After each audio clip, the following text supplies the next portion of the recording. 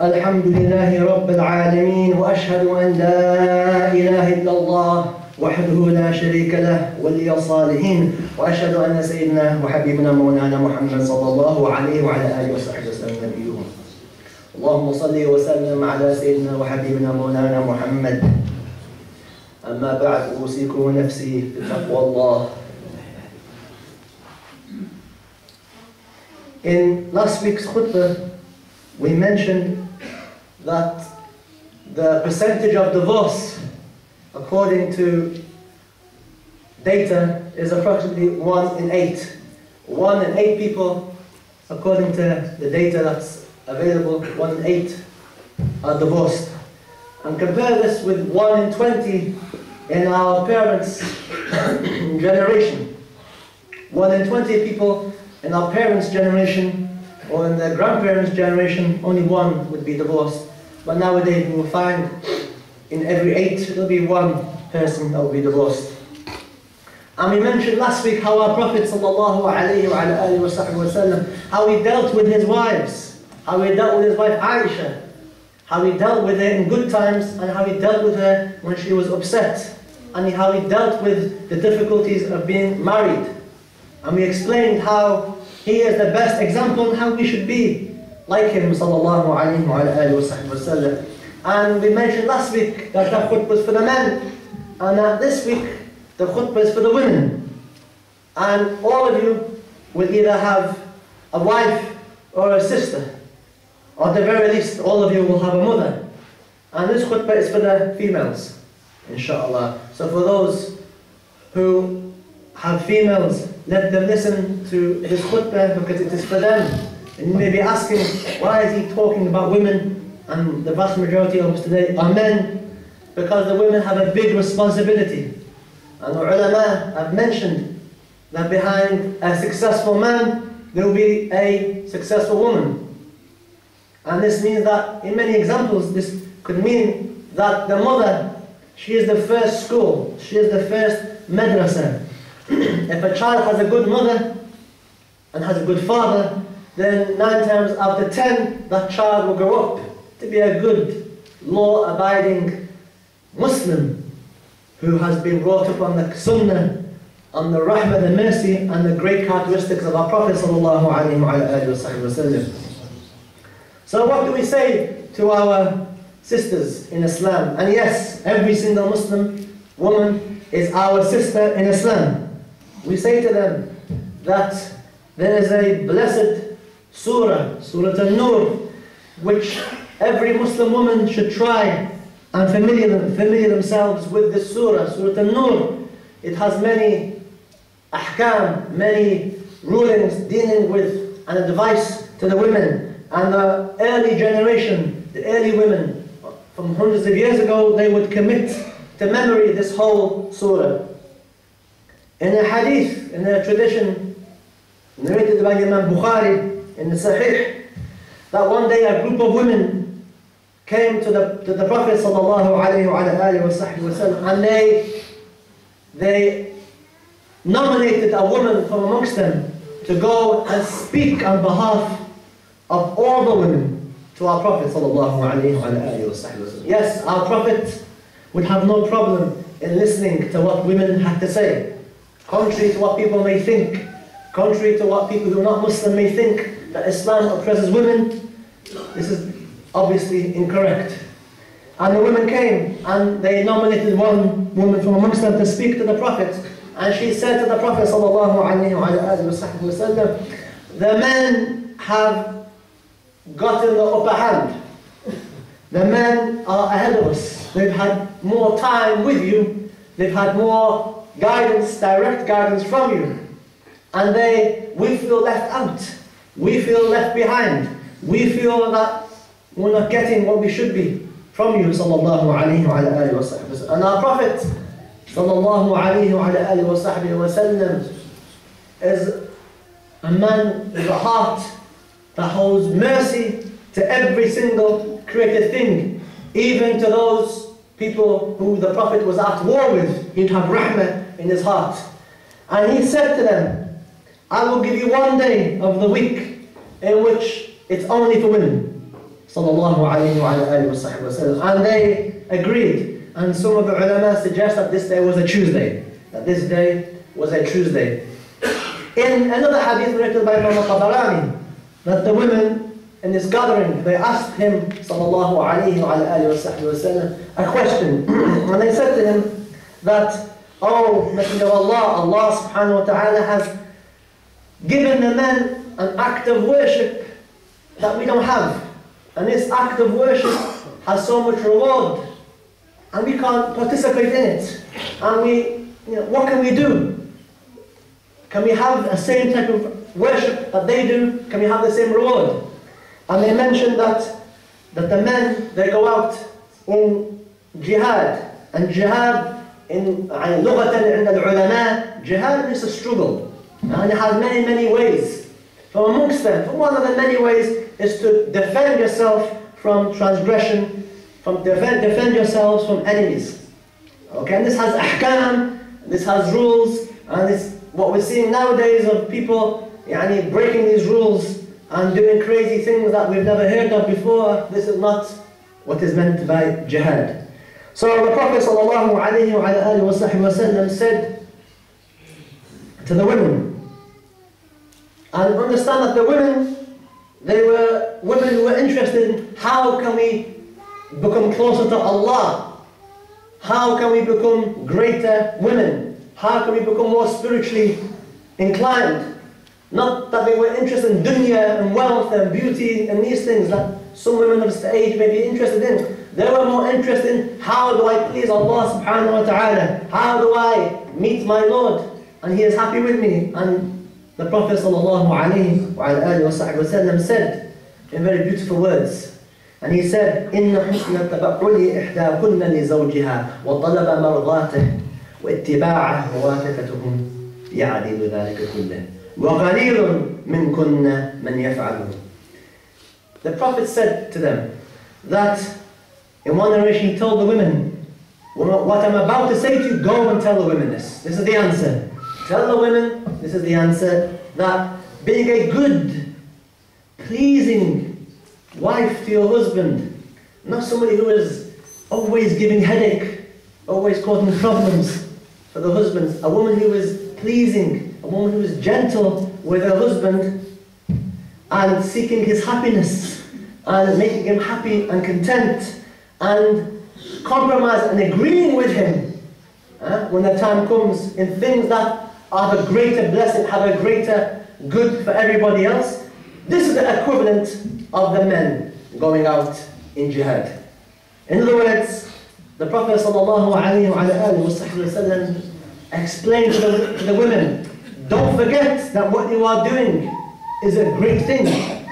You looking after your husband, you raising the children, you doing khidmah, serving your husband, being nice to your husband, helping him, not being a headache, not causing him too much trouble, not nagging too much. This is your jihad. And in a meaning you can say that why is a struggle?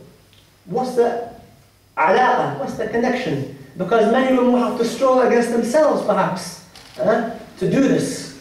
It's not easy for a lot of women to bite their tongues when they're upset, to smile. You ask anybody who is married, from time to time, and you have to bite your tongue. And we saw how the Prophet sallallahu alayhi wa sallam, how he dealt with his wives who had some bittersweet jealousy between them, and how they would sometimes smash a plate in front of him, and how he sallallahu alayhi wa sallam would deal with them. So, when you are pregnant, this is your jihad. When you are raising your children, this is your jihad. When you're having a sleepless night, and your husband just goes downstairs to sleep on the sofa, or turns over, and you have to get up and look after the child, and breastfeed him, and look after him, and clean his clothes, and change the nappies, this is your jihad. You'll be getting the same reward. And the Prophet is saying to them that, subhanAllah, this is enough for you. You want to do all these things, and to go out and do what the men do as well, in terms of fighting in the army. This is your army. This is your struggle. This is what your reward, and you get the same reward here that they will get there. So our Prophet sallallahu alaihi wasallam has given us great wisdoms. And in advice to our sisters today, inshallah, for those who are here listening and those who will be watching the recording, this is our advice to them. We say to them, don't go to excessiveness in demanding too many riches from your husband or demanding too many financial things from your husband. This is a time where many people are finding it difficult now with the current climate and the cutbacks in the benefit systems. This is a difficult time for many of our young men. And what they don't want or what they don't need is a wife trying to force him to buy things that he can't afford or to go into debt. And some of our brothers, they feel like they don't want to upset their wives. SubhanAllah. So we ask our sisters to go easy. And this is not all of our sisters, alhamdulillah. This is a small minority. And we say to the mothers, we say to them that you have to educate your daughters. Allow them to have an education. In this country, it's by law, they have to go to school. And there's nothing wrong with this. Many great women in Islam were people of knowledge. And we have many of the great ulama who mention that their teachers were women. This is something that's well known. In Aisha, the Prophet ﷺ recommended that the Sahaba to learn from Aisha. And we say to our parents or to the mothers that you should encourage your daughter to be a good Muslim woman. Teach her the beauty of wearing the hijab. Don't let her get to an age of 16 or 17 and then force the hijab on her when all her friends now may be laughing at her. Teach her from a young age. Let her from time to time wear the hijab. This is not oppressing our young children, this is getting them used to. Oppressing them is when you want to force it on them when they get older. It's too late. And we say that to our parents, that when our daughters, or we say to our mothers, when our daughters want to get married, that the parents should help them, inshallah, to guide them in choosing the right type of person. And we would give a beautiful example of one of the Salaf, a father, he was bidding his daughter farewell because he's about to marry and move into another household. And he had a very beautiful sayings to his daughter, and he said, "Oh daughter, you are leaving my house, which you know, and you're going to another house, which you don't know. Oh daughter, today you slept in a bed that you're familiar with, and tonight you're going to sleep in a bed that you're not familiar with. Oh daughter, you now will be with a family that you are not familiar with, and that you're not accustomed to." And he says to his daughter, "Be for your husband like the earth, and he will be like the heavens for you," in complementing each other. Be for him a place of rest, and he will be a pillar of support for you. Be his servant, and he will be your servant. Let him not smell anything bad from you, but smell beautiful perfume from you, and let him only hear good from you, and not hear anything bad from you, and let him not cast his gaze upon you, except that he sees you looking pretty for him. And this is the father. This is from the Salaf. This is the parents now. Nowadays you have parents now teaching their daughters the wrong type of things. So, another wisdom for our sisters is not indulge in gatherings where there's a lot of backbiting, a lot of gossip, a lot of people talking perhaps about so-and-so's husband and this husband and that husband between the women. Be careful, sister, that you don't sit in gatherings with other husbands, where people's problems, where people's personal lives are talked about. Avoid this. Why? Because, sister, when you leave that gathering, they'll be talking about you. Take it as a rule. If people are talking, if you're in a gathering, if you're in a group of people who always talk bad about other people, when you leave that group, when you go home, they'll be talking about you. This is the nature of the people of backbiting. And the other thing, we advise the women to not walk out at night, late at night. They shouldn't be out late at night. SubhanAllah, sometimes I come back, I drive back late, 10 o'clock, 10:30, and I see some women walking around in the area. And SubhanAllah, people shouldn't be walking out late at night. People should be at home, resting, putting their children to sleep, and getting themselves ready for Fajr or Qiyam al-Layl for some people, SubhanAllah. So this is something we have to pay attention. We have issues now of jinn and these types of things, and these things happen when people expose themselves to the wrong type of negative forces at night. And we find that the Prophet ﷺ gave advice to the women. In the hadith he mentioned, لا تؤذي امرأة زوجها في الدنيا. Let not any woman harm or disturb or make things difficult for her husband in this world. Because if she causes her husband difficulty, headache and problems and unnecessary aggravation, that the Hur al-Ain, the women in paradise, will say to her, don't harm my husband, because he is only with you as a guest, and you never know when he's going to leave you and come to me. So this is what the Prophet ﷺ taught the women. Bear in mind, be nice. And this also is to a husband who is doing what we mentioned last week. For some of you may be coming today, the first time, we mentioned last week of the husband, how a husband should be, the perfect husband. And this khutbah is talking about that perfect husband.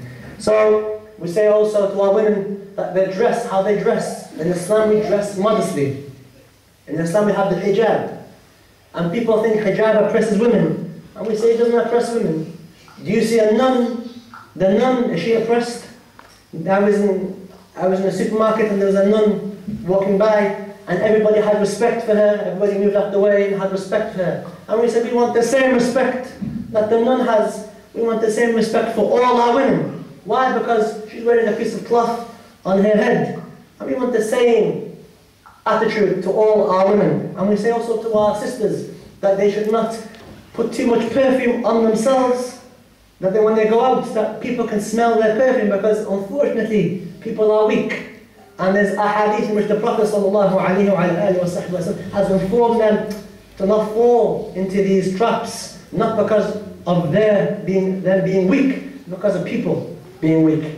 And women should not cheapen themselves so that men will look at them and will undress them with their eyes. Our women are higher than this. Our women are like the nuns within the Christian tradition.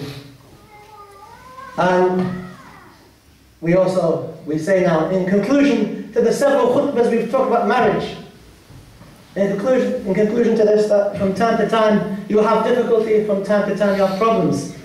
Don't rush to say the word divorce. Hold your tongue from the word divorce. Too many people now saying the word divorce. And there's ahkam, there's rulings now. When you say this word, you say it once, now there's rules. There's ahkam. There's things that يترتب عليها. So be careful not to say these words. Hold your mouth. And the best thing to do is have patience, like the Prophet ﷺ. Have patience. But if you can't, and you find it difficult, seek out people to help. One from her side, and one from your side, and make them come and sort out your problem you may have with your wife. If this doesn't work, last resort, come to see the imam. And let the imam try and help you. But don't rush to say the words divorce. Try. There's khutuwat, there's steps. And 9 times out of 10, these things can be resolved with the right people, with the al-uqala, the people of intellect, and the people of rahmah, and the people of the sunnah of our Prophet sallallahu alayhi wa sallam. And finally we say that people, no matter how difficult their lives are, there's no excuse. There's no excuse to lay a finger on your wife. We don't allow men to beat their wives until they break their bones or draw blood or cause bruising. This is absolutely forbidden in our Sharia. And we have these young people who want to read verses of the Quran and want to justify their domestic abuse. The same way you have the Khawarij taking verses of the Quran and want to go and kill Muslims and blow themselves up. The same thing, the same disease, the same afkar. Taking the ayahs, taking the verses of the Quran and interpreting them. You can't beat your wife, brother. And to state what we say to this, we say, subhanAllah, some data or some data on this issue. There is approximately 1 million victims of domestic abuse in this country. Irrespective of what religion, 1 million. And they say that a quarter of the women in the UK will experience domestic abuse in their lifetimes. 1 in 4 women in this country will have some kind of form of domestic abuse. And half of these cases only half of them will they be reported to the police. Half of them will keep quiet. And after this, 52% of the women murdered in this country, 52% of the women murdered in this country are killed by a current or former partner, a friend or a husband or someone else. And this is rising. We find that our beautiful Prophet sallallahu alayhi wa sallam, in the hadith narrated by Imam Bukhari, says, أَيَضْرِبُ أَحَدَكُمْ إِمْرَأَتَهُ كَمَا يَضْرِبُ الْعَبْدَ ثُمَّ يُجَامِعُهَا فِي آخِرِ الْيَوْمِ. The Prophet says, in his time, do people beat their wives like they beat an animal or a slave? And then at night they go and they're intimate with their wives. The people do that. The Prophet ﷺ, you can't understand this mentality.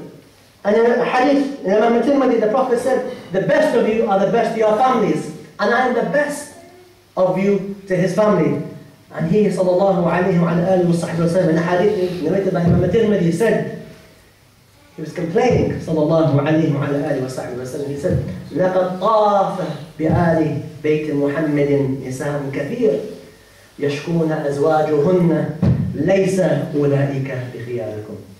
That many women have come to the Prophet's household complaining of their husbands, and they are not the best of husbands, sallallahu alayhi wa alihi wa sallam. So be careful, brother, if you're having this issue, don't raise a patience, bite your tongue, seek help, come to the Imam, seek professional help, but don't, whatever you do, raise a finger towards your wife. It's not the way of our Prophet sallallahu alayhi wa sallam. And a verse of the Quran is understood by our ulama and not interpreted by any fulan or fultan. We say that our women, we have classes every Tuesday for our women. Every Tuesday we have classes for women in a center run by myself in the English language. If you have a wife, if you have a daughter, if you have a sister, if you've just become married, then your wife or your daughter or your sister or your mother will need to have some kind of Islamic education. And alhamdulillah, it's free.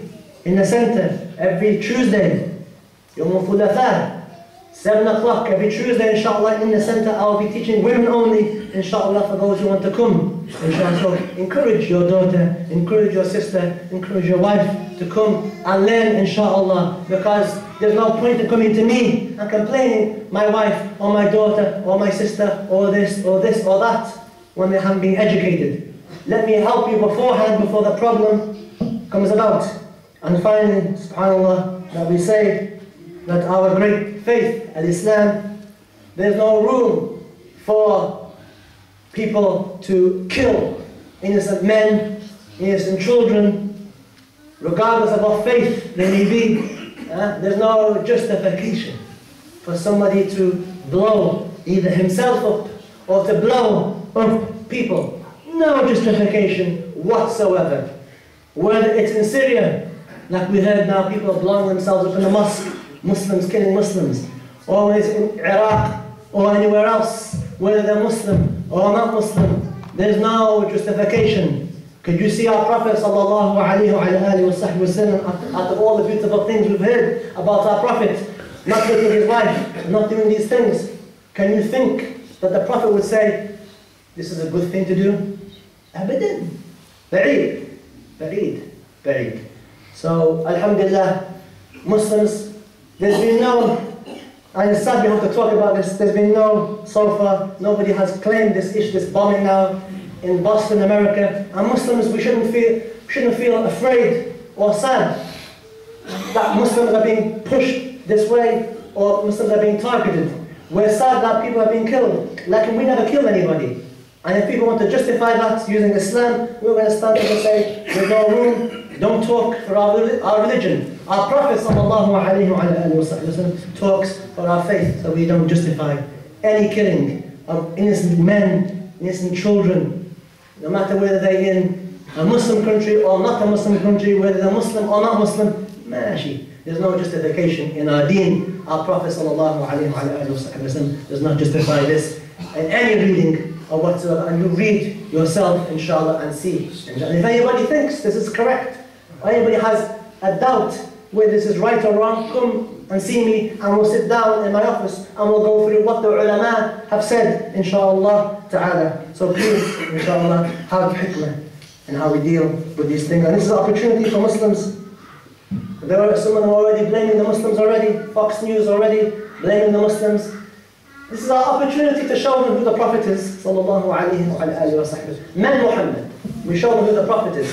You want to think, you want to believe that Muslims do these type of things, come, we'll explain to you who the Prophet is, sallallahu alayhi wa sallam. And we shouldn't always have to defend ourselves, be on the defense. Our deen is a deen of peace.